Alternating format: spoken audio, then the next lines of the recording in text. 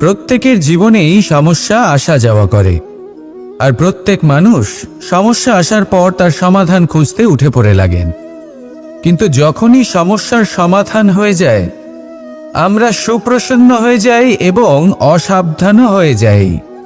আমাদের মনে হয় যে আমরা সম্পূর্ণরূপে সমস্যার অন্ত করেছি, কিন্তু কোথাও না কোথাও একটা ছোট্ট বীজ রয়েই যায়, আর সেই বীজ আমাদের অসাবধানতার ছত্রছায়ায় বড় হতে থাকে, আর তারপর মহা সংকট হয়ে আবার আমাদের উপর আক্রমণ করে। এই সংকট যে কোনো রূপে আসতে পারে, কোনো শত্রুর রূপেও আসতে পারে, বা কোনো মহামারীর রূপেও আসতে পারে। সেই জন্য সবসময় সাবধান থাকাই উচিত, কারণ অসাবধান হলে কি হয়, আমাদের সুরক্ষা চক্রে একটা ছেদ উৎপন্ন হয়, আর আমাদের শেষ করতে পারে এমন এক বাণ সেই ছেদ বিন্দু হয়ে আমাদের হৃদয়ে প্রবেশ করতে পারে। তাই যে কোনো সমস্যার সমাধান করুন, জয়ী হন, উৎসবও পালন করুন, কিন্তু সাবধানে থাকবেন। আসুন আর আমার সাথে ভালোবেসে বলুন, রাধা রাধা। কর্ম, ধর্ম আর কর্তব্য, এই তিনটি একে অপরের সাথে জড়িত, আর অনেক সময় এই তিনটি পালন করতে করতে আমাদের সেই ব্যক্তির সামনে গিয়ে দাঁড়াতে হয়, তার বিরুদ্ধেই যেতে হয়, যাকে আমরা সব থেকে বেশি ভালোবাসি। কিন্তু সেইখানে এই যুদ্ধ কোনো ব্যক্তিগত যুদ্ধ থাকে না, এ হলো কর্ম, ধর্ম আর কর্তব্যের যুদ্ধ। এটা সরল নয়, অত্যন্ত কঠিন হয় তার সম্মুখীন হওয়া যাকে আমরা সব থেকে বেশি সম্মান করি। কিন্তু আমাদের তো আমাদের ধর্মের পথে চলতেই হবে, কারণ আমরা কর্মবদ্ধ, কর্তব্যবদ্ধ, আর এটাই করা উচিত। শুধু এটুকু মনে রাখবেন, যদি আপনার উদ্দেশ্য শুভ হয়, আপনার ভাবনা শুভ হয়, আপনি যদি কর্ম, ধর্ম আর কর্তব্যের পথে অগ্রসর হন, তাহলে এই প্রক্রিয়াতে যদি আপনাকে আপনার আরাধ্যেরও সামনে দাঁড়াতে হয়, তাহলেও আপনার কোনো ক্ষতি হবে না। তাহলে আসুন আর আমার সাথে ভালোবেসে বলুন, রাধা রাধা। মানুষের কোন বিষয়ে অহংকার থাকে? সময়, ক্ষমতা, শরীর আর সম্পত্তি। আর এই চারটেই সর্বদা সঙ্গে থাকে না। কি বিচিত্র ব্যাপার! আপনি নিজেই দেখুন, সময় আজ ভালো হলেও কাল অবশ্যই খারাপ হতে পারে। ক্ষমতা আজ আপনার থাকলেও কাল তা নাও থাকতে পারে। এই শরীরটা তো নশ্বরই বটে। যত আপনি বার্ধক্যের দিকে অগ্রসর হবেন, দুর্বল হতে থাকবেন, সৌন্দর্য ক্ষীণ হতে থাকবে। আর সম্পত্তি আজ আপনার, কাল অন্য কারোর হয়ে যাবে। আর এই সমস্ত নশ্বর জিনিসে মন কেন্দ্রীভূত করতে করতে ব্যক্তি ভুলে যান সেই বিষয়গুলি যা সর্বদা আপনার সাথে থাকবে, আপনার ঢাল হবে, আপনার সম্বল হয়ে থাকবে। আর তা হল আপনার স্বভাব, বুদ্ধি, সৎসঙ্গ আর খাঁটি সম্পর্ক। নিজের স্বভাব শীতল রাখুন, কর্মে বুদ্ধির পরিচয় দিন, সর্বদা ভালো মানুষের সাথে সময় কাটান, আর খাঁটি সম্পর্ক সর্বদা পালন করুন। জীবনে সর্বদা সুখী হবেন। রাধা রাধা। আমরা কর্ম করি, আর সেই কর্ম অনুসারে আমাদের তার ফল প্রাপ্ত হয়। এখন এই কর্ম আরো শ্রেষ্ঠ হতে থাকে, আমরা আরো প্রেরিত হতে থাকি। তার জন্য আমরা বড় বড় জ্ঞানীদের থেকে প্রভাবশালী, প্রেরণাদায়ক ব্যক্তির সাথে দেখা করার চেষ্টা করি, দেখা করিও।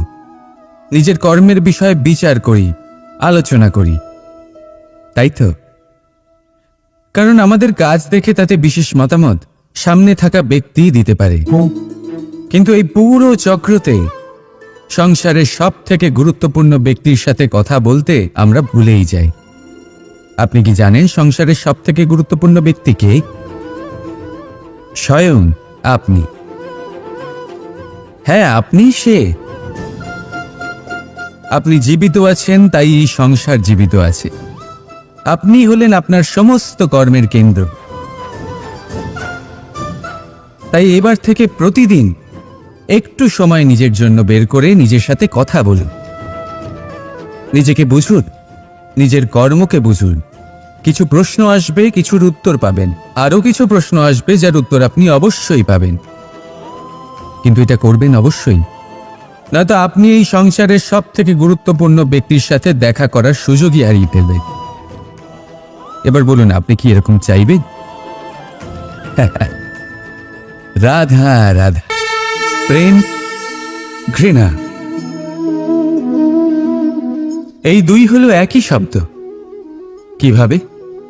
দেখুন না, দুটোতেই আড়াই অক্ষর রয়েছে। দুটোই হলো সেই অনুভূতি যা আমাদের মনের সাথে জড়িত, আর এই দুই অনুভূতির সাথেই জড়িত মানুষ আমাদের জন্য গুরুত্বপূর্ণ।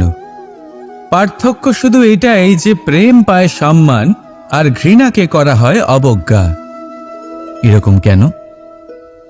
কারণ প্রেম হলো সেই অনুভূতি যেখানে মানুষ সব কিছু দিয়ে দিতে চায়, সব কিছু লুটিয়ে দিতে চায়। সেখানে ঘৃণা হলো এমন অনুভূতি যেখানে মানুষ সব কিছু কেড়ে নিতে চায়, সব কিছু জিতে নিতে চায়। তাও প্রেমের অনুভূতি কখনো আপনাকে হারতে দেয় না, আর ঘৃণার অনুভূতি কখনো আপনাকে জিততে দেয় না। এবার কি করবেন আপনি? একটাই জীবন। ঘৃণার সাথে বাঁচবেন নাকি প্রেমের সাথে? আমি তো প্রেমকেই চয়ন করব। রাধা রাধা। পাওয়া এবং হারিয়ে ফেলা, এই দুই হলো জীবনের অভিন্ন অঙ্গ। আমরা যেমন কিছু পেয়ে থাকি, তেমন কিছু হারিয়েও থাকি। কিছু স্বপ্ন সার্থক হয়, আবার কিছু লক্ষ্য অপূর্ণই থেকে যায়। জীবনে এটা হয়েই থাকে, প্রত্যেকের জীবনেই এটা হয়ে থাকে। কিন্তু কারোর সাথে দেখা হলে আমরা কি ধরনের কথা বলি? আমরা সেই কথাই বলি যা আমরা হারিয়েছি। নিজেও দুঃখ পাই, আবার সামনের মানুষটাকেও দুঃখ দিই। তার থেকে অন্যরকম কিছু করার চেষ্টা করুন, ধনাত্মক চিন্তা করার চেষ্টা করুন। মন সেদিকেই দিন, স্মরণ শুধুমাত্র তাকেই করুন, গুরুত্ব তাকেই দিন যিনি আপনার কাছে রয়েছেন। যিনি আপনার কাছে নেই তার আশায় কষ্ট কেন পাচ্ছেন আপনি? সেগুলিকেই প্রাধান্য দিন যা আজ এখন বর্তমানে আপনার কাছে রয়েছে। যেমন আমি কংস মামাকে স্মরণ করি না, যিনি আমার ছেলেবেলা নষ্ট করে দিয়েছেন। আমি স্মরণ করি আমার যশোদা মাকে, আমার বলরাম দাদাকে, আমার রাধাকে, যারা আমার জীবনকে ভরিয়ে তুলেছেন। আপনিও ঠিক এটাই করুন, আর আমার সাথে ভালোবেসে বলুন, রাধা রাধা। কথায় বলা হয়, জীবনে ভালোবাসাই হলো সুখের মূল। এটা সত্য। এবার প্রশ্ন হলো এটাই যে এই ভালোবাসা কার সাথে করা উচিত? যদি আপনি কিছুক্ষণের জন্য সুখ পেতে চান, তাহলে ভালোবাসুন নিজের রুচি মতো। যদি আপনি কিছুদিনের জন্য সুখ পেতে চান, ভালোবাসুন নিজের বন্ধুদের। যদি আপনি কয়েক মাসের জন্য, কয়েক বছর বা অনেক বছরের জন্য সুখী হতে চান, তাহলে ভালোবাসুন নিজের পরিবারকে, মাতা পিতা, নিজের সন্তান, স্বামী স্ত্রী, নিজের আত্মীয়দের। কিন্তু যদি আপনি চিরকালের জন্য সুখী হতে চান, তাহলে ভালোবাসতে হবে শুধু নিজের কর্মগুলিকে। কারণ সম্পর্ক যেমনই হোক না কেন, কখনো না কখনো ভেঙে যাবেই। এই সংসার হলো এমনই যে যাদের সঙ্গ আমরা পাই, তাদের সঙ্গ একদিন ত্যাগ করতে হয়। শুধু কর্মই হলো এমন এক সঙ্গ যা কখনো আপনাকে ত্যাগ করবে না। আপনার মৃত্যুর পরেও এই কর্ম আপনাকে বাঁচিয়ে রাখবে।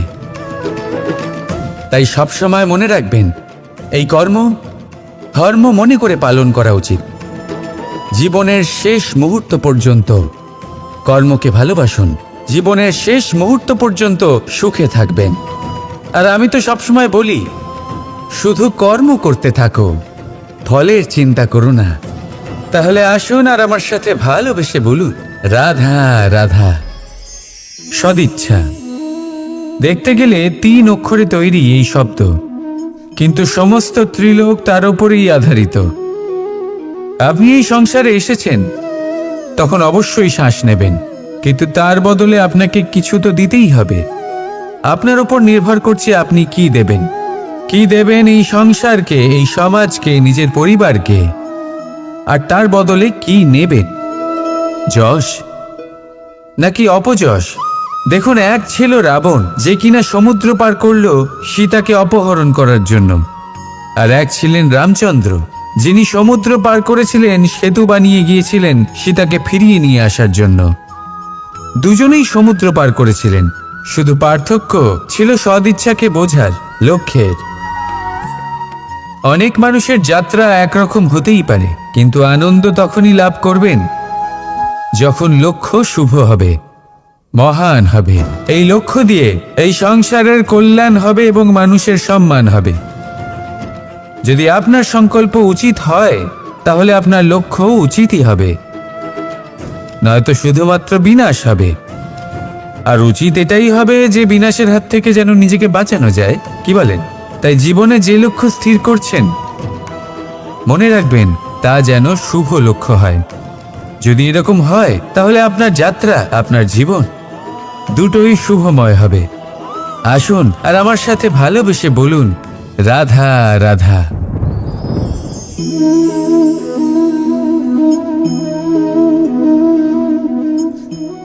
মুক্ত। এই মুক্তই সবাইকে মোহিত করে দেয়, নিজের দিকে আকর্ষিত করে। অত্যন্ত সুন্দর, গোল, শুভ্র। মুক্ত দ্বারা নির্মিত আভূষণ, তা হয়তো সে মুকুটই হোক বা কোনো স্ত্রীর অলংকার, তাকে আরো সুন্দর করে তোলে, তাকে আরো সুন্দর দেখতে লাগে। এবার এই মুক্তকে এত সুন্দর দেখার জন্য কত কষ্ট সহ্য করতে হয়, তা কি কখনো আপনি ভেবেছেন? এই মুক্ত ঝিনুক থেকে বের করা হয়। ঝিনুক, যা কিনা সমুদ্রের তলদেশে থাকে। ওকে কত কষ্ট সহ্য করতে হয়, জলের চাপ সহ্য করতে হয়, সমুদ্রের স্রোত সহ্য করতে হয়। এই ঝিনুককে এত কষ্ট সহ্য করতে হয়, এই মুক্তকে এত কষ্ট সহ্য করতে হয়, তারপরে এর রূপ এত সুন্দর হয়। যদি আপনিও আপনার পরিশ্রমের সৌন্দর্য, নিজের পরাক্রমের সৌন্দর্য এই সংসারে প্রকাশিত করতে চান, তাহলে আপনাকেও কষ্ট সহ্য করতেই হবে। তাই জীবনে যখনই সংকট আসবে, বিপদ আসবে, সমস্যা আসবে, তখন একে সুযোগ হিসেবে গ্রহণ করুন।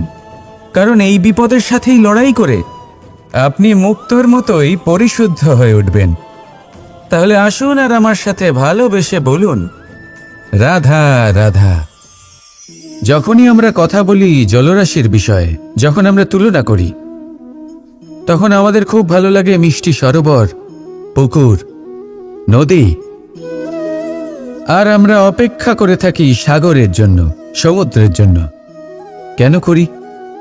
কারণ এই সাগর, এই সমুদ্র, এ হলো অত্যন্ত বিশাল আর ভয়ানক। এর জলও কিন্তু নোনতা, যা আমরা পান করতে পারি না।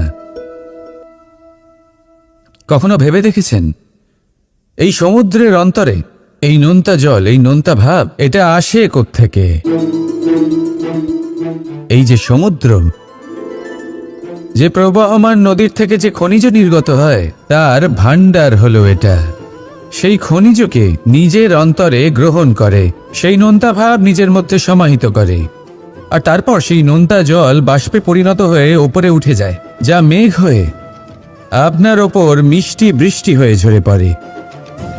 এ হলো সমুদ্রের ত্যাগ, যার জন্য আপনি মিষ্টি জল পান করতে পারছেন, সে নদী থেকেই হোক বা সরোবর থেকে।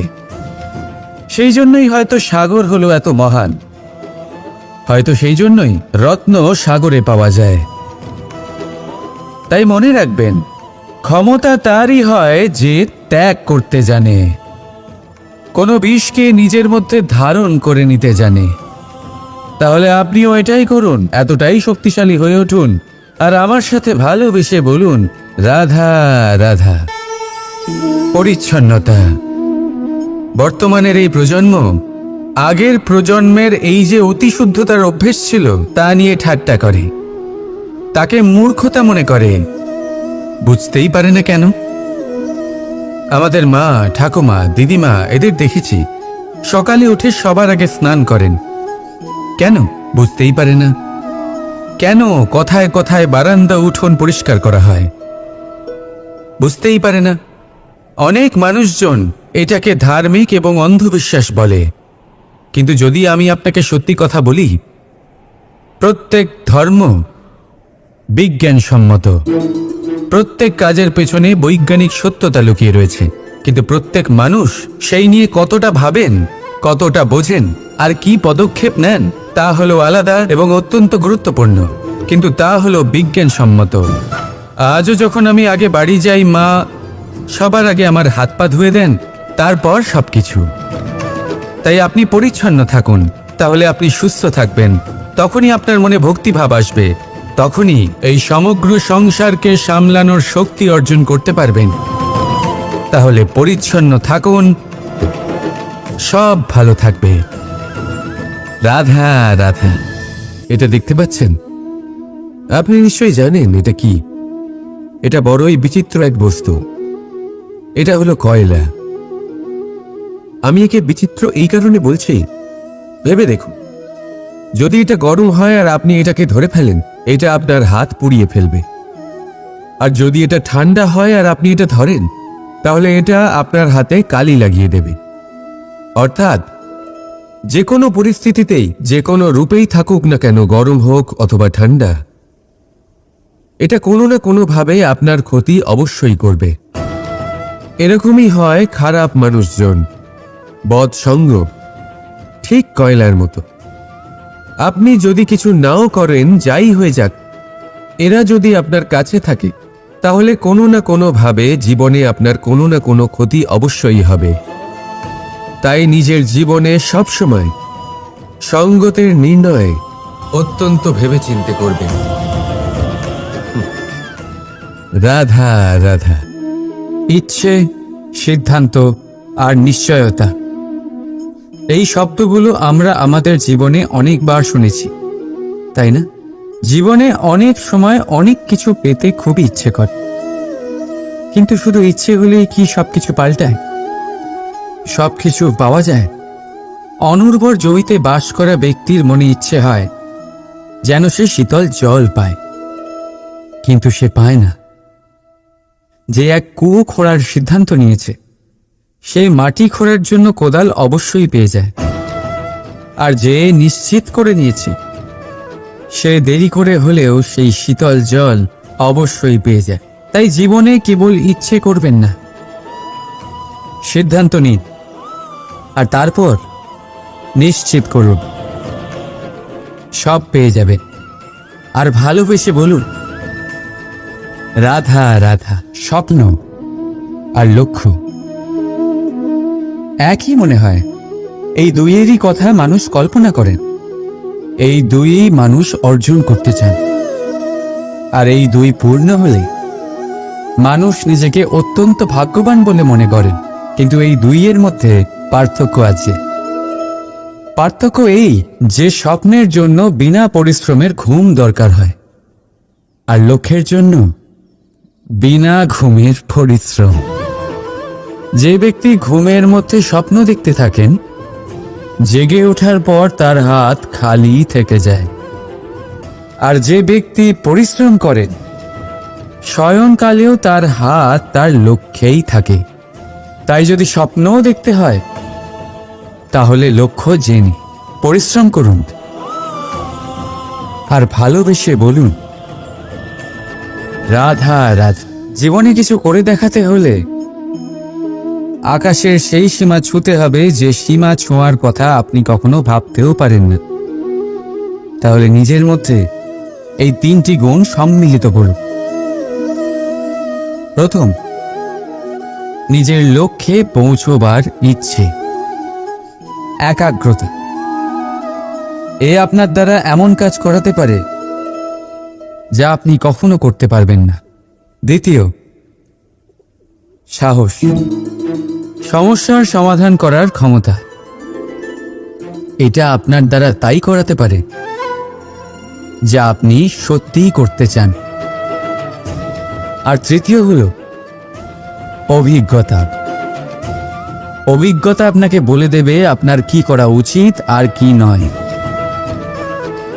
তাহলে যিনি ইচ্ছে, সাহস আর অভিজ্ঞতা এই 3 গুণকে সম্মিলিত করতে পেরেছেন, তাদের জন্য সংসারে এমন কোনো কাজ নেই যা তারা করতে পারেন।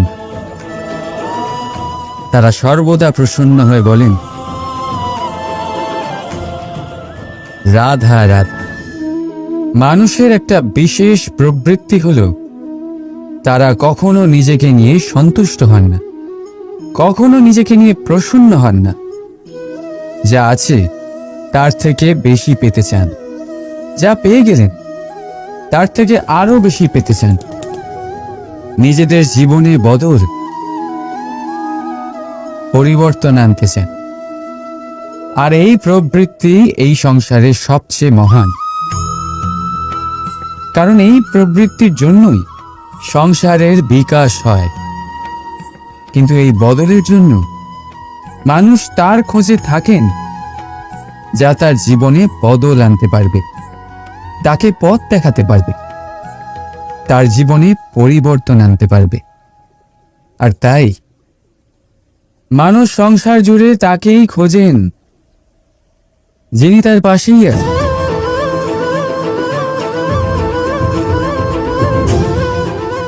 বলুন তো কে? যদি কেউ আপনার জীবন বদলাতে পারে তবে তাকে আয়নায় দেখুন। আপনি নিজেই সে যে নিজের জীবন বদলাতে পারে, নিজেই নিজের পথপ্রদর্শক হতে পারে, জীবনে বদল আনতে পারে, পরিবর্তন আনতে পারে। তাই চিনুন নিজের অন্তরের শক্তিকে, আর এটা বিশ্বাস করুন যে এই সংসারে আপনার থেকে বেশি শক্তিশালী আর কেউ নেই। জীবন বদলে যাবে আপনার।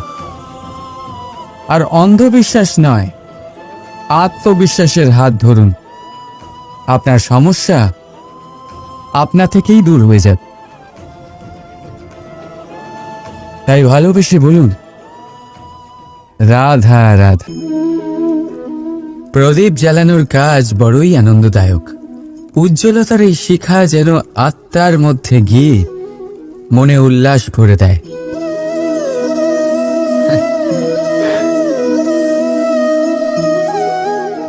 এই আমি কি করলাম? আমি একে নিভিয়ে দিলাম, অথচ এই দিয়েই আমি অন্য প্রদীপগুলি জ্বালিয়েছিলাম। কারণ যতক্ষণ এই শিখা অন্য প্রদীপগুলিকে জ্বালাচ্ছিল ততক্ষণ এই নিজেও জ্বলছিল। কিন্তু যেই ও এই কাজ করা ছেড়ে দিল তখন একেও নিভতে হল। বুঝলেন? সেরকমই জীবন হলো উজ্জ্বলতা দেওয়ার আরেক নাম। যদি জীবনে শুভ কাজ করেন, অপরের উপকার করে, অন্যদের সহায়তা করে, তাহলেই জীবিত থাকবেন। আর যেদিন এই কাজ করা আপনি বন্ধ করে দেবেন, শ্বাস প্রশ্বাস নেওয়া সত্ত্বেও মৃত হয়ে যাবেন। তাই যতক্ষণ শ্বাস চলছে আশারূপী উজ্জ্বলতা ছড়াতে থাকুন। বিশ্বাস করুন, মৃত্যুর পরেও আপনি অমর থাকবেন। তাই ভালোবেসে বলুন, রাধা রাধা। যবে থেকে জীব প্রাণের অস্তিত্ব পেয়েছে তবে থেকেই আরো একটি শব্দ জন্ম লাভ করেছে, সংঘর্ষ। জন্মলগ্ন থেকেই মানুষকে বাঁচার জন্য সংঘর্ষ করে যেতে হয়। কখনো নিজের লক্ষ্যে পৌঁছবার জন্য সংঘর্ষ করতে হয়, আর কখনো যা পেয়েছেন তাকে রক্ষার জন্য সংঘর্ষ করতে হয়। কিন্তু প্রত্যেকে একই অভিযোগ করে যে সংঘর্ষ করার সময় ভীষণ কষ্ট হয়। আপনি যোদ্ধা হলে প্রহার আপনাকে সহ্য করতেই হবে। সাঁতার শিখতে হলে জলে আপনাকে প্রবেশ করতেই হবে। পায়ের তলায় তাদেরই কড়া পড়ে যারা রোজ হাঁটেন, আর যারা হাঁটেন তারা নিজেদের লক্ষ্যে অবশ্যই পৌঁছন। তাই মনে রাখবেন,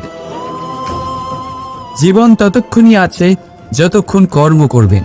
তাই সংঘর্ষ করতে থাকুন, কষ্ট ভুলে যান, আর আমার সাথে ভালোবেসে বলুন, রাধা রাধা। মানুষ সর্বদা ফলাফলের কথা ভাবে, যে আমি যা করতে চলেছি তার ফল কি হবে, তার পরিণাম কি হবে। কিন্তু এর চিন্তা কেন? কারণ কর্ম যদি শুভ হয় তাহলে তার পরিণাম খারাপ হতেই পারে না। শুভ চিন্তা নিয়ে যারা কর্ম করেন তাদের ফলের চিন্তা কিসের? যারা ফুল বিক্রি করেন তাদের মাঝে সাঝে কাঁটা নিশ্চয়ই ফোটে, কিন্তু সুগন্ধ তাদের হাতে থেকেই যায়। হীরের সন্ধানে কয়লার খনিতে নামা ব্যক্তি কালিমা লিপ্ত হয়ে গেলেও তার হাতে হীরে অবশ্যই থাকে। তাই শুভ চিন্তা নিয়েই কর্ম করে যান, পরিণাম শুভই হবে। আর ভালোবেসে বলুন, রাধা রাধা। মন, মানুষ, মান, এই তিনেরই প্রারম্ভ ম দিয়ে হয়, তাই না? কিন্তু আজ আমরা কথা বলবো মানের বিষয়। মানই সেই ভাব যা আমাদের মনকে সন্তুষ্ট করে। এই কলসিতে ভরা জলের মতন, যে জল এই পাত্রতে থাকার দরুন এর অস্তিত্ব বজায় থাকে। এবার মান থেকে আসে আত্মসম্মান আর অভিমান, আর এই দুইয়ের মধ্যে তফাৎ অনেক। যে জল এই পাত্রের মধ্যে সংরক্ষিত তা হলো আত্মসম্মান, যা আমাদের মনের সম্বল, অবলম্বন, যা এই পাত্রের মধ্যে শীতল থাকে আর যিনি পান করেন তাকেও শীতল রাখে। আর যে জল এই পাত্রের বাইরে উথলে পড়ে তা হলো অভিমান, যা বাইরের উত্তাপে বাষ্প হয়ে উবে যায়। সর্বদা মনে রাখবে, আত্মসম্মান আপনাকে দৃঢ় করে, আপনাকে শক্তি প্রদান করে, আর অভিমান আপনাকে দুর্বল করে দেয়। তাহলে কি হতে চান আপনি? আত্মসম্মানী নাকি অভিমানী? সিদ্ধান্ত আপনার। রাধা রাধা। সমস্যা। প্রত্যেকের জীবনেই সমস্যা আসা যাওয়া করে, আর প্রত্যেক মানুষ সমস্যা আসার পর তার সমাধান খুঁজতে উঠে পড়ে লাগেন। কিন্তু যখনই সমস্যার সমাধান হয়ে যায় আমরা সুপ্রসন্ন হয়ে যাই এবং অসাবধানও হয়ে যাই। আমাদের মনে হয় যে আমরা সম্পূর্ণরূপে সমস্যার অন্ত করেছি, কিন্তু কোথাও না কোথাও একটা ছোট্ট বীজ রয়েই যায়, আর সেই বীজ আমাদের অসাবধানতার ছত্রছায়ায় বড় হতে থাকে, আর তারপর মহা সংকট হয়ে আবার আমাদের উপর আক্রমণ করে। এই সংকট যে কোনো রূপে আসতে পারে, কোনো শত্রুর রূপেও আসতে পারে বা কোনো মহামারীর রূপেও আসতে পারে। সেই জন্য সবসময় সাবধান থাকাই উচিত, কারণ অসাবধান হলে কি হয়, আমাদের সুরক্ষা চক্রে একটা ছেদ উৎপন্ন হয়, আর আমাদের শেষ করতে পারে এমন এক বাণ সেই ছেদ বিন্দু হয়ে আমাদের হৃদয়ে প্রবেশ করতে পারে। তাই যে কোনো সমস্যার সমাধান করুন, জয়ী হন, উৎসব পালন করুন, কিন্তু সাবধানে থাকবেন। আসুন আর আমার সাথে ভালোবেসে বলুন, রাধা রাধা। কর্ম, ধর্ম আর কর্তব্য, এই তিনটি একে অপরের সাথে জড়িত, আর অনেক সময় এই তিনটি পালন করতে করতে আমাদের সেই ব্যক্তির সামনে গিয়ে দাঁড়াতে হয়, তার বিরুদ্ধেই যেতে হয় যাকে আমরা সব থেকে বেশি ভালোবাসি। কিন্তু সেইখানেই যুদ্ধ, কোনো ব্যক্তিগত যুদ্ধ থাকে না। এ হলো কর্ম, ধর্ম আর কর্তব্যের যুদ্ধ। এটা সরল নয়, অত্যন্ত কঠিন হয় তার সম্মুখীন হওয়া যাকে আমরা সব থেকে বেশি সম্মান করি। কিন্তু আমাদের তো আমাদের ধর্মের পথে চলতেই হবে। কারণ আমরা কর্মবদ্ধ, কর্তব্যবদ্ধ, আর এটাই করা উচিত। শুধু এটুকু মনে রাখবেন, যদি আপনার উদ্দেশ্য শুভ হয়, আপনার ভাবনা শুভ হয়, আপনি যদি কর্ম, ধর্ম আর কর্তব্যের পথে অগ্রসর হন, তাহলে এই প্রক্রিয়াতে যদি আপনাকে আপনার আরাধ্যেরও সামনে দাঁড়াতে হয়, তাহলেও আপনার কোনো ক্ষতি হবে না। তাহলে আসুন আর আমার সাথে ভালোবেসে বলুন, রাধা রাধা। মানুষের কোন বিষয়ে অহংকার থাকে? সময়, ক্ষমতা, শরীর আর সম্পত্তি। আর এই চারটেই সর্বদা সঙ্গে থাকে না। কি বিচিত্র ব্যাপার! আপনি নিজেই দেখুন, সময় আজ ভালো হলেও কাল অবশ্যই খারাপ হতে পারে। ক্ষমতা আজ আপনার থাকলেও কাল তা নাও থাকতে পারে। এই শরীরটা তো নশ্বরই বটে। যত আপনি বার্ধক্যের দিকে অগ্রসর হবেন, দুর্বল হতে থাকবেন, সৌন্দর্য ক্ষীণ হতে থাকবে। আর সম্পত্তি আজ আপনার, কাল অন্য কারোর হয়ে যাবে। আর এই সমস্ত নশ্বর জিনিসে মন কেন্দ্রীভূত করতে করতে ব্যক্তি ভুলে যান সেই বিষয়গুলি যা সর্বদা আপনার সাথে থাকবে, আপনার ঢাল হবে, আপনার সম্বল হয়ে থাকবে। আর তা হল আপনার স্বভাব, বুদ্ধি, সৎসঙ্গ আর খাঁটি সম্পর্ক। নিজের স্বভাব শীতল রাখুন, কর্মে বুদ্ধির পরিচয় দিন, সর্বদা ভালো মানুষের সাথে সময় কাটান, আর খাঁটি সম্পর্ক সর্বদা পালন করুন। জীবনে সর্বদা সুখী হবেন। রাধা রাধা। আমরা কর্ম করি, আর সেই কর্ম অনুসারে আমাদের তার ফল প্রাপ্ত হয়। এখন এই কর্ম আরো শ্রেষ্ঠ হতে থাকে, আমরা আরো প্রেরিত হতে থাকি। তার জন্য আমরা বড় বড় জ্ঞানীদের থেকে প্রভাবশালী, প্রেরণাদায়ক ব্যক্তির সাথে দেখা করার চেষ্টা করি, দেখা করিও। নিজের কর্মের বিষয়ে বিচার করি, আলোচনা করি, তাই তো? কারণ আমাদের কাজ দেখে তাতে বিশেষ মতামত সামনে থাকা ব্যক্তি দিতে পারে। কিন্তু এই পুরো চক্রতে সংসারের সব থেকে গুরুত্বপূর্ণ ব্যক্তির সাথে কথা বলতে আমরা ভুলেই যাই। আপনি কি জানেন সংসারের সব থেকে গুরুত্বপূর্ণ ব্যক্তি কে? স্বয়ং আপনি। হ্যাঁ, আপনি সে। আপনি জীবিত আছেন, তাই এই সংসার জীবিত আছে। আপনি হলেন আপনার সমস্ত কর্মের কেন্দ্র। তাই এবার থেকে প্রতিদিন একটু সময় নিজের জন্য বের করে নিজের সাথে কথা বলুন। নিজেকে বুঝুন, নিজের কর্মকে বুঝুন।